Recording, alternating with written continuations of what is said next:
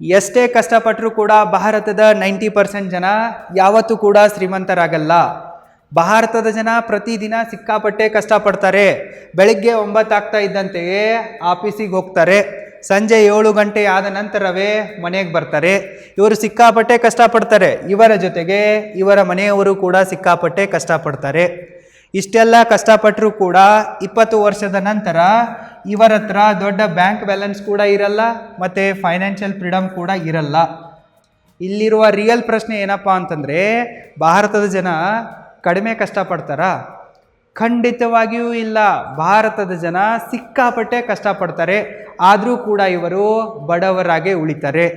ಇದಕ್ಕೆ ಮುಖ್ಯ ಕಾರಣ ಏನಪ್ಪ ಅಂತಂದರೆ, ಭಾರತದ ಮಿಡಲ್ ಕ್ಲಾಸ್ನ ಜನ ಈ 7 ಮನಿ ಮಿಸ್ಟೇಕ್ಸ್ಗಳನ್ನು ಪದೇ ಪದೇ ಮಾಡ್ತಾನೆ ಇರ್ತಾರೆ. ಒಂದು ವೇಳೆ ನೀವು ಈ 7 ಮನಿ ಮಿಸ್ಟೇಕ್ಸ್ಗಳನ್ನು ಮಾಡೋದನ್ನು ನಿಲ್ಲಿಸ್ತಿದ್ರೆ, ನಿಮ್ಮ ಸ್ಯಾಲ್ರಿ 30,000 ಇದ್ದರೂ ಅಷ್ಟೇ, 3 ಲಕ್ಷ ಇದ್ದರೂ ಅಷ್ಟೇ, ನಿಮ್ಮ ಹತ್ರನೂ ಕೂಡ ದುಡ್ಡು ಉಳಿಯಲ್ಲ. ನೀವು ಬಡವರಾಗಿ ಸಾಯಬಾರ್ದಪ್ಪ ಅಂತಂದರೆ ಈ 7 ಮನಿ ಮಿಸ್ಟೇಕ್ಸ್ಗಳನ್ನು ಮಾಡೋದನ್ನು ಅವಾಯ್ಡ್ ಮಾಡಿ, ಇವತ್ತೇ ನಿಲ್ಲಿಸಿ.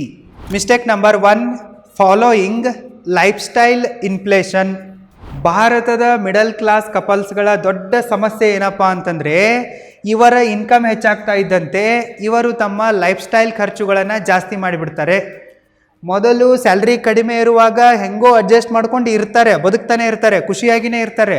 ಆದರೆ ಸ್ವಲ್ಪ ಸಂಬಳ ಜಾಸ್ತಿ ಆಯ್ತಪ್ಪ ಅಂತಂದರೆ ಸಿಕ್ಕಾಪಟ್ಟೆ ಖರ್ಚುಗಳನ್ನು ಮಾಡೋಕ್ಕೆ ಶುರು ಮಾಡಿಬಿಡ್ತಾರೆ. ಅನಾವಶ್ಯಕವಾದ ಲೋನ್ಗಳನ್ನು ತಗೊತಾರೆ. ಉದಾಹರಣೆಗಾಗಿ ಹೇಳಬೇಕಪ್ಪ ಅಂತಂದರೆ, ಯಾವಾಗ ಇವರ ಸ್ಯಾಲ್ರಿ 30,000ದಿಂದ 60,000 ಆಗತ್ತೋ ಇವರು ಇಮ್ಮಿಡಿಯೇಟ್ ಆಗಿ ಹೊಸ ಐಫೋನನ್ನು ತಗೊತಾರೆ, ಕಾಸ್ಟ್ಲಿ ಆಗಿರುವ ಬೈಕ್ಗಳನ್ನು ತಗೊತಾರೆ, ರೆಂಟ್ ಮೇಲೆ ದೊಡ್ಡ ಮನೆಯನ್ನು ತಗೊತಾರೆ, ವೀಕೆಂಡಲ್ಲಿ ಸುತ್ತೋಕೆ ಹೋಗೋಕ್ಕೆ ಶುರು ಮಾಡ್ತಾರೆ, ಅನಾವಶ್ಯಕವಾಗಿ ಹೊರಗಡೆ ರೆಸ್ಟೋರೆಂಟಿಗೆ ಡಿನ್ನರ್ಗಂತ ಹೋಗೋಕ್ಕೆ ಶುರು ಮಾಡ್ತಾರೆ. ಈ ರೀತಿ ಅನಾವಶ್ಯಕವಾದ ಸಂಗತಿಗಳ ಮೇಲೆ ತಮ್ಮ ದುಡ್ಡನ್ನು ಸುಡೋಕೆ ಶುರು ಮಾಡ್ತಾರೆ. ಇನ್ಕಮ್ ಹೆಚ್ಚಾಗ್ತಾ ಇದ್ದಂತೆ ಈ ರೀತಿ ಇವರು ಎಕ್ಸ್ಪೆನ್ಸಸ್ಗಳನ್ನು ಜಾಸ್ತಿ ಮಾಡ್ಕೊಂಡ್ಬಿಟ್ಟು ತಮ್ಮ ಸೇವಿಂಗನ್ನು, ಇನ್ವೆಸ್ಟ್ಮೆಂಟನ್ನು ಖತಮ್ ಮಾಡ್ತಾರೆ. ಮಿಡಲ್ ಕ್ಲಾಸ್ ಜನರ ಫಾರ್ಮುಲಾ ಏನಾಗಿದೆಯಪ್ಪ ಅಂತಂದರೆ, income minus expenses is equal to savings. ಇದೇ ಕಾರಣಕ್ಕಾಗಿಯೇ ಇವರು ಬಡವರಾಗಿ ಉಳಿತಾರೆ. ಆದರೆ ರಿಚ್ ಕ್ಲಾಸ್ ಜನರ ಫಾರ್ಮುಲಾ ಏನಾಗಿರುತ್ತಪ್ಪ ಅಂತಂದರೆ, income minus savings is equal to expenses. Rich ಕ್ಲಾಸ್ನ ಜನ ಇನ್ಕಮ್ ಬಂದ ನಂತರ ಮೊದಲು ಸೇವಿಂಗ್ ಮಾಡ್ತಾರೆ, ಮೊದಲು ಇನ್ವೆಸ್ಟ್ಮೆಂಟನ್ನು ಮಾಡ್ತಾರೆ, ಮಿಕ್ಕ ಹಣದಲ್ಲಿ ಅವರು ಖರ್ಚುಗಳನ್ನು ಮಾಡ್ತಾರೆ. ಆದರೆ ಮಿಡಲ್ ಕ್ಲಾಸ್ನ ಜನ ಇನ್ಕಮ್ ಬರ್ತಾ ಇದ್ದಂತೆ ಮೊದಲು ಸೇವಿಂಗು ಇನ್ವೆಸ್ಟ್ಮೆಂಟು ಮಾಡಲ್ಲ, ಮೊದಲು ಖರ್ಚುಗಳನ್ನೇ ಮಾಡ್ತಾರೆ. ಮಿಕ್ಕಿದ್ರೆ ಸೇವಿಂಗು ಇನ್ವೆಸ್ಟ್ಮೆಂಟು ಅಂತ ಇದನ್ನು ಇಗ್ನೋರ್ ಮಾಡ್ತಾರೆ. ಅದಕ್ಕಾಗಿ ಇವರು ಬಡವರಾಗ್ತಾರೆ. Mistake number 2, not building an emergency fund.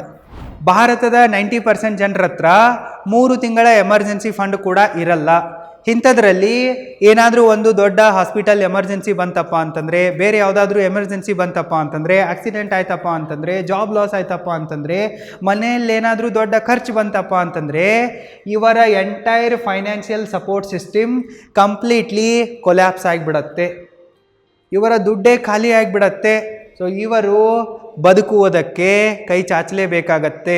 Heavy interest ಇರುವ ಪರ್ಸ್ನಲ್ ಲೋನ್ಗಳನ್ನು ತೆಗೆದುಕೊಳ್ಳೇಬೇಕಾಗತ್ತೆ, ಬಡ್ಡಿ ಮೇಲೆ ದುಡ್ಡು ತರಬೇಕಾಗತ್ತೆ. ಸೊ ಇದರಿಂದಲೇ ಇವರು ಬಡವರಾಗ್ತಾರೆ. ನೀವು ಬಡವರಾಗಬಾರ್ದಪ್ಪ ಅಂತಂದರೆ ನಿಮ್ಮ ಹತ್ರ ಎನಿ ಟೈಮ್ ಎಮರ್ಜೆನ್ಸಿ ಫಂಡ್ ಇರಲೇಬೇಕು. ನಿಮ್ಮ ಹತ್ರ ಎನಿ ಟೈಮ್ 12 ತಿಂಗಳುಗಳಿಗಾಗುವಷ್ಟು ಖರ್ಚು ಎಮರ್ಜೆನ್ಸಿ ಫಂಡ್ನಲ್ಲಿ ಲಿಕ್ವಿಡ್ ಫಾರ್ಮ್ನಲ್ಲಿರಬೇಕು. ನೀವು ಹೈ ಇಂಟ್ರೆಸ್ಟ್ ಸೇವಿಂಗ್ ಅಕೌಂಟ್ನಲ್ಲಾದರೂ ಇಷ್ಟು ದುಡ್ಡನ್ನು ಇಡಿ, ಇಲ್ಲವೇ ಲಿಕ್ವಿಡ್ ಮ್ಯೂಚುವಲ್ ಫಂಡ್ಸ್ನಲ್ಲಿ ಇಡಿ. ಯಾವಾಗ ಬೇಕೋ ಆವಾಗ ನಿಮಗೆ ಅದನ್ನು ಯುಟಿಲೈಸ್ ಮಾಡೋಕ್ಕೆ ಬರಬೇಕು. 12 ತಿಂಗಳ ಎಕ್ಸ್ಪೆನ್ಸಸ್ಸು ನಿಮ್ಮ ಎಮರ್ಜೆನ್ಸಿ ಫಂಡ್ನಲ್ಲಿ ಇರಲೇಬೇಕು. ಉದಾಹರಣೆಗಾಗಿ ನಿಮ್ಮ ಪ್ರತಿ ತಿಂಗಳ ಖರ್ಚು 50,000 ಇದೆ ಅಂತ ಅಂದ್ಕೊಳ್ಳಿ. ಆವಾಗ ನಿಮ್ಮ ಹತ್ರ ಅಟ್ಲೀಸ್ಟ್ 6 ಲಕ್ಷನಾದರೂ ಎಮರ್ಜೆನ್ಸಿ ಫಂಡ್ ಇರಲೇಬೇಕು. ಎಮರ್ಜೆನ್ಸಿ ಫಂಡ್ ಇದ್ದರೆ ಮಾತ್ರ ನೀವು ಸೇಫಾಗಿರ್ತೀರ, ಇಲ್ಲವೇ ನೀವು ಡೇಂಜರ್ ಝೋನ್ನಲ್ಲಿರ್ತೀರ. ಭಾರತದ ಮೆಜಾರಿಟಿ ಆಫ್ ಜನ ಎಮರ್ಜೆನ್ಸಿ ಫಂಡನ್ನು ಬಿಲ್ಡ್ ಮಾಡಲ್ಲ. ಅದಕ್ಕಾಗಿ ಇವರು ಕಷ್ಟಗಳು ಬರ್ತಾ ಇದ್ದಂತೆ ಬಡವರಾಗ್ತಾ ಹೋಗ್ತಾರೆ. Mistake number 3, treating insurance as an expense. ಭಾರತದ ಮೆಜಾರಿಟಿ ಆಫ್ ಕಪಲ್ಸ್ಗಳು ಇನ್ಶೂರೆನ್ಸನ್ನು ಒಂದು ಎಕ್ಸ್ಪೆನ್ಸ್ ಅಂತ ಅನ್ಕೊತಾರೆ. ಇದು ಒಂದು ವೇಸ್ಟ್ ಆಫ್ ಮನಿ ಅಂತ ಅನ್ಕೊಂತಾರೆ. ಇನ್ನು ಕೆಲವೊಂದಿಷ್ಟು ಜನ ಅರ್ಧಂಬರ್ಧ ಎಜುಕೇಟೆಡ್ ಆಗಿರುವ ಕಪಲ್ಸ್ಗಳು ಇನ್ಶೂರೆನ್ಸನ್ನು ಒಂದು ಇನ್ವೆಸ್ಟ್ಮೆಂಟ್ ಅಂತ ತಿಳ್ಕೊತಾರೆ. ಆದರೆ ರಿಯಾಲಿಟಿ ಬೇರೆಯೇ ಇದೆ. ಇನ್ಶೂರೆನ್ಸು ಎಕ್ಸ್ಪೆನ್ಸ್ ಆಗಿಲ್ಲ, ಇನ್ಶೂರೆನ್ಸು ವೇಸ್ಟ್ ಆಫ್ ಮನಿ ಆಗಿಲ್ಲ, ಈ ಇನ್ಶೂರೆನ್ಸು ಒಂದು ಇನ್ವೆಸ್ಟ್ಮೆಂಟ್ ಕೂಡ ಆಗಿಲ್ಲ. ಇನ್ಶೂರೆನ್ಸ್ ಒಂದು ವೆಲ್ತ್ ಪ್ರೊಟೆಕ್ಟರ್ ಆಗಿದೆ. ಇದು ನಿಮ್ಮ ಕಷ್ಟ ಕಾಲದಲ್ಲಿ ನಿಮ್ಮ ವೆಲ್ತನ್ನು ಕಾಪಾಡುತ್ತೆ. ಈಗ ಒಬ್ಬ ವ್ಯಕ್ತಿ ದುಡಿತಾ ಇದ್ದಾನೆ ಅಂತ ಅಂದ್ಕೊಳ್ಳಿ, ಅವನ ದುಡಿಮೆಯ ಇನ್ಕಮ್ನ ಮೇಲೇ ಅವನ ಫ್ಯಾಮಿಲಿ ಡಿಪೆಂಡ್ ಆಗಿರುತ್ತೆ. ಅವನಿಗೇನಾದರೂ ಹಾಗೆ ಸತ್ತೋಗ್ಬಿಟ್ರೆ ಫ್ಯಾಮಿಲಿ ಬೀದಿಗೆ ಬರುತ್ತಲ್ಲ. ಇನ್ಶೂರೆನ್ಸು ನಿಮ್ಮ ಇನ್ಕಮ್ಗೆ ಮತ್ತು ನಿಮ್ಮ ವೆಲ್ತ್ಗೆ ಪ್ರೊಟೆಕ್ಷನನ್ನು ಕೊಡುತ್ತೆ. ಇನ್ಶೂರೆನ್ಸು ನೀವು ರಿಚ್ ಆಗುವುದಕ್ಕಾಗಿ ಇಲ್ಲ, ಇನ್ಶೂರೆನ್ಸು ನಿಮ್ಮನ್ನು ಪೂವರ್ ಆಗುವುದರಿಂದ ಪ್ರೊಟೆಕ್ಟ್ ಮಾಡುವುದಕ್ಕಾಗಿ ಇದೆ. ನೀವು ಪೂವರ್ ಆಗಬಾರ್ದಪ್ಪ ಅಂತಂದರೆ ಅಟ್ಲೀಸ್ಟ್ ನಿಮ್ಮ ಹತ್ರ ಒಂದು ಹೆಲ್ತ್ ಇನ್ಶೂರೆನ್ಸು ಮತ್ತು ಟರ್ಮ್ ಲೈಫ್ ಇನ್ಶೂರೆನ್ಸು ಇರಲೇಬೇಕು. ಭಾರತದ 90% ಜನರ ಹತ್ರ ಇದಿರಲ್ಲ. ಏನಾದರೂ ಖರ್ಚು ಬಂತಪ್ಪ ಅಂತಂದರೆ ಫಿನಿಶ್ ಆಗಿಬಿಡ್ತಾರೆ ಇವರು. Mistake number 4, burning money to prove status. ಭಾರತದ ಜನರಲ್ಲಿ ಒಂದು ದೊಡ್ಡ ಭಯಂಕರ ಕಾಯಿಲೆ ಇದೆ. ಆ ಕಾಯಿಲೆಯ ಹೆಸರೇನಪ್ಪ ಅಂತಂದರೆ 4 ಜನ ನಮ್ಮ ಬಗ್ಗೆ ಏನು ಅನ್ಕೊತಾರೆ, 4 ಜನ ನಮ್ಮ ಬಗ್ಗೆ ಏನು ಅನ್ಕೊತಾರೆ ಅನ್ನೋ ಒಂದು ರೋಗಕ್ಕೆ ಬಿದ್ದುಬಿಟ್ಟು ಭಾರತೀಯರು ಸಿಕ್ಕಾಪಟ್ಟೆ ದುಂದು ವೆಚ್ಚಗಳನ್ನು ಮಾಡ್ತಾರೆ, ಶೋ ಅಪ್ ಗೇಮ್ಗಳನ್ನು ಆಡ್ತಾರೆ. ನಾವು ಕೂಡ ಯಾರಿಗೇನು ಕಡಿಮೆ ಇಲ್ಲ, ನಾವು ಕೂಡ ಸಿಕ್ಕಾಪಟ್ಟೆ ಶ್ರೀಮಂತರಿದ್ದೀವಿ ಅನ್ನೋದನ್ನು ಪ್ರೂವ್ ಮಾಡುವುದಕ್ಕಾಗಿ ಬ್ಯಾಡ್ ಲೋನ್ಗಳನ್ನು ಮಾಡ್ತಾರೆ. ರಿಚ್ ಲೈಫ್ ಸ್ಟೈಲನ್ನು ಕ್ಯಾರಿ ಮಾಡೋಕ್ಕೆ ಹೋಗಿ ಬಡವರಾಗಿಬಿಡ್ತಾರೆ, ಲೋನ್ ಟ್ರ್ಯಾಪ್ನಲ್ಲಿ ಬಿದ್ದು ಒದ್ದಾಡ್ತಾರೆ. ಸುಮ್ಮನೆ ದುಂದು ವೆಚ್ಚದ ಮದುವೆಗಳನ್ನು ಮಾಡ್ಕೊತಾರೆ, ಕಾಸ್ಟ್ಲಿ ಬ್ರ್ಯಾಂಡೆಡ್ ಆಗಿರುವ ವಸ್ತುಗಳನ್ನು ತರ್ತಾರೆ, ಜ್ಯುವೆಲ್ರಿ ತೊಗೊತಾರೆ, ಕಾರು, ಐಫೋನು, ಅನಾವಶ್ಯಕವಾದ ಸಂಗತಿಗಳ ಮೇಲೆ ಈ ರೀತಿ ದುಡ್ಡನ್ನು ಸುಡ್ತಾನೆ ಹೋಗ್ತಾರೆ. ಸೊ ಇವರು ಈ ಥರ ಸ್ಟೇಟಸನ್ನು ಪ್ರೂವ್ ಮಾಡೋದಕ್ಕೆ ದುಡ್ಡನ್ನು ಸುಡೋದ್ರಿಂದಲೇ ಇವರು ಫೇಕ್ ರೀಚ್ ಆಗ್ತಾರೆ ಮತ್ತು ಬಡವರಾಗ್ತಾರೆ. ಹೊರಗಡೆಯಿಂದ ಇವ್ರದ್ದೆಲ್ಲ ಚಮಕ್ ಕಾಣಿಸ್ತಾ ಇರುತ್ತೆ, ಅದರ ಒಳಗಡೆಯಿಂದ ಇವರ ಚಡ್ಡಿ ಹರಿದೋಗಿರುತ್ತೆ. ತುಂಬಾ ಕೆಟ್ಟ ಫೈನಾನ್ಷಿಯಲ್ ಕಂಡೀಷನ್ನಲ್ಲಿ ಇವರು ಇರ್ತಾರೆ, ಫೇಕ್ ರೀಚ್ ಇರ್ತಾರೆ. ಆದರೆ ಯಾರು ರಿಯಲ್ ರಿಚ್ ಇರ್ತಾರೋ ಅವರಿಗೆ ತಮ್ಮ ಸ್ಟೇಟಸನ್ನು ಪ್ರೂವ್ ಮಾಡುವ ಅವಶ್ಯಕತೆಯೇ ಬೀಳಲ್ಲ. ಅವರು ಕ್ವೈಟ್ ವೆಲ್ತ್ ಫಾರ್ಮುಲಾವನ್ನು ಫಾಲೋ ಮಾಡ್ತಾ ಇರ್ತಾರೆ. ಈಗ ವಾರನ್ ಬಫೆಟ್ ಇದ್ದಾರೆ, ಅವ್ರ ಹತ್ರ $1 ಬಿಲಿಯನ್ ದುಡ್ಡು ಬಿದ್ದಿದೆ. ಅವರಿಗೆ ಶೋ ಅಪ್ ಮಾಡುವ ಅವಶ್ಯಕತೆಯೇ ಇಲ್ಲ. ಅವರು ಇವತ್ತಿಗೂ ಕೂಡ ಸಿಂಪಲ್ ಆದ ಮನೆಯಲ್ಲೇ ಇದ್ದಾರೆ, ಸಿಂಪಲ್ ಆದ ಬಟ್ಟೆಗಳನ್ನು ಹಾಕೊತಾರೆ, ಸಿಂಪಲ್ ಆದ ಕಾರಲ್ಲೇ ಓಡಾಡ್ತಾರೆ. ಬಿಲಿಯನಿಯರ್ಗಳು ರಿಯಲಿ ರಿಚ್ ಆಗಿರುವವರು ಸ್ಟೇಬಲ್ ಲೈಫನ್ನು ಲೀಡ್ ಮಾಡ್ತಾರೆ. ಆದರೆ ಈ ನಕಲಿ ಶ್ರೀಮಂತರು ಫೇಕ್ ರಿಚ್ ಲೈಫ್ ಸ್ಟೈಲನ್ನು ಮೇಂಟೈನ್ ಮಾಡುವುದಕ್ಕಾಗಿ ಬಡವರಾಗ್ತಾ ಹೋಗ್ತಾರೆ. Mistake number 5, blind purchase. ಭಾರತದ ಮೆಜಾರಿಟಿ ಆಫ್ ಜನರಿಗೆ ನೀಡ್ಸ್, ವಾಂಟ್ಸ್ ಮತ್ತು ಡಿಸೈರ್ಸ್ ಇವುಗಳ ಮಧ್ಯೆ ಇರುವ ಡಿಫ್ರೆನ್ಸೇ ಗೊತ್ತಿಲ್ಲ. ಭಾರತದ ಮಿಡಲ್ ಕ್ಲಾಸಿನ ಜನ ನೀಡ್ಸ್ಗಳ ಮೇಲೆ ಖರ್ಚು ಮಾಡುವ ಬದಲು ವಾಂಟ್ಸ್ಗಳ ಮೇಲೆ, ಡಿಸೈರ್ಸ್ಗಳ ಮೇಲೆ ಜಾಸ್ತಿ ದುಡ್ಡನ್ನು ಖರ್ಚು ಮಾಡ್ತಾರೆ. ಈಸಿಯಾಗಿ ಲೋನ್ ಸಿಗ್ತಾ ಇದೆ, EMI ಅಮೌಂಟು ತುಂಬಾ ಕಡಿಮೆ ಇದೆ ಅಂತ ಹೇಳಿಬಿಟ್ಟು ಇವರು ಬ್ಯಾಡ್ ಡೆಟ್ಗಳನ್ನು ತಗೊತಾರೆ. ಅನಾವಶ್ಯಕವಾದ ವಸ್ತುಗಳನ್ನು ಖರೀದಿ ಮಾಡುವುದಕ್ಕಾಗಿ ಬ್ಯಾಡ್ ಲೋನ್ಗಳನ್ನು ತೆಗೆದುಕೊಂಡ್ಬಿಟ್ಟು ಡೆಟ್ ಟ್ರ್ಯಾಪಲ್ಲಿ ಬಿದ್ದು ಒದ್ದಾಡ್ತಾರೆ. ಇದಕ್ಕಾಗಿ ಇವರು ಬಡವರಾಗ್ತಾರೆ. ನಿಮಗೆ ಇಂತಹ ಕೆಟ್ಟ ಪರಿಸ್ಥಿತಿ ಬರಬಾರ್ದಪ್ಪ ಅಂತಂದರೆ ನೀವು ಬ್ಲೈಂಡ್ ಪರ್ಚೇಸ್ ಮಾಡೋದನ್ನು ಮೊದಲು ನಿಲ್ಲಿಸಬೇಕು. ನೀವು ಏನೇ ಖರೀದಿ ಮಾಡೋರಿದ್ರೂ ಕೂಡ ವೇವಿಂಗ್ ಸ್ಕೇಲ್ ಅಪ್ರೋಚನ್ನು ಅಪ್ಲೈ ಮಾಡಬೇಕು. ನೀವು ಯಾವ ವಸ್ತುವನ್ನು ಖರೀದಿ ಮಾಡಬೇಕು ಅಂತ ಅಂದ್ಕೊಂಡಿರ್ತೀರೋ ಅದರ ಪ್ರೈಸ್ ಎಷ್ಟಿದೆ ಅನ್ನೋದನ್ನು ನೋಡಿ.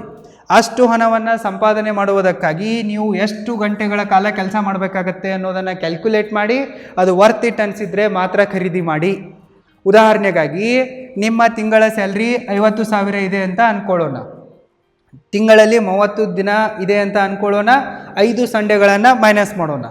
ತಿಂಗಳಲ್ಲಿ ನೀವು 25 ದಿನ ಕೆಲಸ ಮಾಡ್ತೀರಾ. ಇನ್ನು ಪ್ರತಿದಿನ ನೀವು ಅದರಲ್ಲಿ 8 ಗಂಟೆ ಕೆಲಸ ಮಾಡ್ತೀರಾ ಅಂಥೇಳಿ ನಾವು ಕನ್ಸಿಡರ್ ಮಾಡೋಣ. ತಿಂಗಳಿಗೆ ಟೋಟಲ್ ಆಗಿ ನೀವು 200 ಗಂಟೆ ಕೆಲಸ ಮಾಡ್ತೀರಾ. ಸೊ ಈಗ ನೀವು 50,000ಕ್ಕೆ 200ರಿಂದ ಡಿವೈಡ್ ಮಾಡಿ ನಿಮಗೇನು ಸಿಗತ್ತೆ? ನಿಮಗೆ 1 ಗಂಟೆ ಕೆಲಸ ಮಾಡುವುದಕ್ಕಾಗಿ 250 ರೂಪಾಯಿ ಸಿಗತ್ತೆ. ಈಗ ನೀವು 1 ಲಕ್ಷವನ್ನು 250ರಿಂದ ಡಿವೈಡ್ ಮಾಡಿ, ನಿಮಗೆ ಟೋಟಲ್ ಆನ್ಸರ್ ಏನು ಸಿಗತ್ತೆ? 400. ನೀವು 1 ಲಕ್ಷದ ಐಫೋನನ್ನು ಖರೀದಿ ಮಾಡಬೇಕಪ್ಪ ಅಂತಂದರೆ 400 ಗಂಟೆಗಳ ಕಾಲ ಕೆಲಸ ಮಾಡಬೇಕಾಗತ್ತೆ. ಈಗ ನೀವು ಯೋಚನೆ ಮಾಡಿ, ಈ 1 ಲಕ್ಷದ 1 ಐಫೋನನ್ನು ತೆಗೆದುಕೊಳ್ಳುವುದಕ್ಕಾಗಿ ನಾನು 400 ಗಂಟೆ ಕಷ್ಟಪಟ್ಟು ಬೆವರು ಸುರಿಸಿ ಸಂಪಾದಿಸಿದ ಹಣವನ್ನು ಸುಡಬೇಕಾ ಅಂಥೇಳಿ ನಿಮಗೇನು 400 ಗಂಟೆ ಸಿಲ್ಲಿ ಇದೆ, ನಾನು ಈಸಿಲಿ ಮಾಡಬಲ್ಲೆ ಅಂತ ಅನ್ನಿಸ್ತಾ ಇದ್ದರೆ ನೀವು ಐಫೋನ್ ಖರೀದಿ ಮಾಡಿ, ನೋ ಪ್ರಾಬ್ಲಮ್. ಬಟ್ ನಿಮಗೆ ಅನ್ನಿಸ್ತಾ ಇದೆ ಈ ಐಫೋನ್ಗೋಸ್ಕರ ನನ್ನ 400 ಗಂಟೆಗಳ ಪರಿಶ್ರಮವನ್ನು ಸುಡೋದು ಅಷ್ಟೇನು ವರ್ತ್ ಇಟ್ಟಿಲ್ಲ ಅಂಥೇಳಿ, ಆವಾಗ ಬಿಟ್ಬಿಡಿ. ನೀವು ಯಾವುದೇ ವಸ್ತುವನ್ನು ಖರೀದಿ ಮಾಡುವುದಕ್ಕಿಂತ ಮುಂಚೆ ವೇವಿಂಗ್ ಸ್ಕೇಲ್ ಅಪ್ರೋಚನ್ನು ಅಪ್ಲೈ ಮಾಡಿ ಬ್ಲೈಂಡ್ ಆಗಿ ಯಾವುದೇ ವಸ್ತುವನ್ನು ಖರೀದಿ ಮಾಡೋಕ್ಕೆ ಹೋಗಬೇಡಿ. Mistake number 6, adapting bad habits. ಈ ಬ್ಯಾಡ್ ಹ್ಯಾಬಿಟ್ಗಳಿರ್ತಾವಲ್ಲ, ಇವು ನಿಮ್ಮ ಟೈಮನ್ನು, ದುಡ್ಡನ್ನು ಮತ್ತು ಹೆಲ್ತನ್ನು ಎಲ್ಲವನ್ನು ಕೂಡ ಸರ್ವನಾಶ ಮಾಡ್ತವೆ. ಭಾರತದ ಮಿಡಲ್ ಕ್ಲಾಸಿನ ಜನ ಬೇಗನೆ ಬ್ಯಾಡ್ ಹ್ಯಾಬಿಟ್ಸ್ಗಳಿಗೆ ಅಡಿಕ್ಟ್ ಆಗಿಬಿಡ್ತಾರೆ. ತಮ್ಮ ದುಡ್ಡನ್ನು ಅಲ್ಲಿ ಸುಡ್ತಾರೆ, ಜೊತೆಗೆ ತಮ್ಮ ಆರೋಗ್ಯವನ್ನು ಕೂಡ ಹಾಳು ಮಾಡ್ಕೊತಾರೆ. ಡ್ರಿಂಕ್ಸ್ ಮಾಡ್ತಾರೆ, ಸ್ಮೋಕ್ ಮಾಡ್ತಾರೆ, ಡ್ರಗ್ಸ್ಗಳನ್ನು ತೆಗೆದುಕೊಳ್ತಾರೆ, ಅನ್ಸೇಫ್ ಸೆಕ್ಸ್ ಮಾಡ್ತಾರೆ. ಈ ಥರನಾದ ಬೇರೆ ಬೇರೆ ಕೆಟ್ಟ ಚಟಗಳಿಗೆ ಇವರು ಅಂಟ್ಕೊಂಡ್ಬಿಡ್ತಾರೆ. ದುಡ್ಡನ್ನು ಕೂಡ ಕಳ್ಕೊತಾರೆ, ಜೊತೆಗೆ ಆರೋಗ್ಯವನ್ನು ಕೂಡ ಕಳ್ಕೊತಾರೆ. ಈಗ ನೀವು ಸಿಗರೇಟ್ ಸೇದ್ತಾ ಇದ್ದೀರಾ ಅಂತ ಅಂದ್ಕೊಳ್ಳಿ. ಸಿಗರೇಟ್ ಸೇದುವಾಗ ದುಡ್ಡು ಕೂಡ ಖರ್ಚಾಗತ್ತೆ. ಮುಂದೆ ನಿಮ್ಮ ಲಂಗ್ಸ್ಗಳು ಹಾಳಾಗ್ತವೆ, ಕ್ಯಾನ್ಸರ್ ಬರುತ್ತೆ. ಅದಕ್ಕೆ ಟ್ರೀಟ್ಮೆಂಟ್ಗಾಗಿನೂ ದುಡ್ಡು ಕೊಡಬೇಕಲ್ಲ. ಸೊ ಅಲ್ಲಿ ನಿಮ್ಮ ವೆಲ್ತು ಡಿಸ್ಟ್ರಾಯ್ ಆಯ್ತಲ್ಲ. ಒಂದು ವೇಳೆ ನೀವೇನಾದರೂ ಬೇರೆಯವರ ಥರ ಬ್ಯಾಡ್ ಹ್ಯಾಬಿಟ್ಸ್ಗಳಿಗೆ ಅಂಟ್ಕೊಂಡ್ಬಿಟ್ರೆ ಅಂತಂದರೆ ನೀವು ಕೂಡ ಬೇಗನೆ ಬಡವರಾಗಿಬಿಡ್ತೀರ, ಮತ್ತು ಬಡವರಾಗೇ ಸಾಯ್ತೀರ. ಒಂದು ಅರ್ಥ ಮಾಡ್ಕೊಳ್ಳಿ, ನೀವು ಬ್ಯಾಡ್ ಹ್ಯಾಬಿಟ್ಸ್ಗಳನ್ನು ಬಿಟ್ಟು ಕೋಟ್ಯಾಧಿಪತಿ ಆಗ್ಬೋದು. ನೀವು ಸಿಗರೇಟ್ ಸೇದೋದನ್ನು ಬಿಟ್ಟು ಕೋಟ್ಯಾಧಿಪತಿ ಆಗ್ಬೋದು. ಮುಂಚೆ ನಾನು ಕೂಡ ಸಿಗರೇಟ್ ಸೇದ್ತಾ ಇದ್ದೆ, ಬಟ್ ಈಗ ಬಿಟ್ಟಿರುವೆ. ನೀವು ಸಿಗರೇಟ್ ಸೇದೋದನ್ನು ಬಿಟ್ಟು ಹೇಗೆ ಕೋಟ್ಯಾಧಿಪತಿ ಆಗ್ಬೋದು ಅನ್ನೋದನ್ನು ಈಗ ಎಕ್ಸ್ಪ್ಲೇನ್ ಮಾಡುವೆ, ಕೇರ್ಫುಲ್ಲಾಗಿ ಕೇಳಿಸಿಕೊಳ್ಳಿ. ಭಾರತದಲ್ಲಿ ಸಿಗರೇಟ್ನ ಪ್ರೈಸು 12 ರೂಪಾಯಿಂದ 25 ರೂಪಾಯಿ ತನಕ ಇದೆ. ನೀವು ಕಡಿಮೆ ಪ್ರೈಸಿದ್ದೇನು ಸೇದಲ್ಲ, ನನಗೆ ಗೊತ್ತು. ನೀವು ಟಾಪ್ ಬ್ರ್ಯಾಂಡೇ ಸೇದ್ತೀರಾ. ನೀವು 25 ರೂಪಾಯಿದು ಸಿಗರೇಟ್ ಸೇದ್ತೀರಾ ಅಂತ ಅಂದ್ಕೊಳ್ಳೋಣ. ನೀವು ದಿನಕ್ಕೆ 5 ಸಿಗರೇಟ್ ಸೇದ್ತೀರಾ ಅಂತ ಅಂದ್ಕೊಂಡ್ರೆ ದಿನಕ್ಕೆ ಎಷ್ಟು ಖರ್ಚಾಗತ್ತೆ? 125 ರೂಪಾಯಿ ಖರ್ಚಾಗತ್ತೆ. ಪ್ರತಿದಿನ ನೀವು 125 ರೂಪಾಯಿಯನ್ನು ಸಿಗರೇಟ್ನಲ್ಲಿ ಸುಡ್ತಾ ಇರ್ತೀರ. ನೀವು ತಿಂಗಳಿಗೆ ಇದೇ ಥರ ಸುಡ್ತಾ ಹೋದರೆ 3750 ರೂಪಾಯಿಯನ್ನು ಸಿಗರೇಟಲ್ಲೇ ಸುಡ್ತೀರ. ನೀವು 3750 ರೂಪಾಯಿಯನ್ನು ಸಿಗರೇಟಲ್ಲಿ ಸುಡೋ ಬದಲಿ ಇದನ್ನೇ ಸಿಸ್ಟಮ್ಯಾಟಿಕ್ ಆಗಿ SIP ಮಾಡಿದರೆ 12% ರಿಟರ್ನ್ ರೇಟ್ದೊಂದಿಗೆ ಮಾಡಿದ್ದೀರಾ ಮುಂದಿನ 30 ವರ್ಷದ ತನಕ ಅಂತ ಅಂದ್ಕೊಳ್ಳೋಣ. ಸೊ 30 ವರ್ಷದ ನಂತರ ನಿಮ್ಮ ಟೋಟಲ್ ಇನ್ವೆಸ್ಟ್ಮೆಂಟ್ ವ್ಯಾಲ್ಯೂ ಎಷ್ಟಿರುತ್ತಪ್ಪ ಅಂತಂದರೆ 13.5 ಲಕ್ಷ.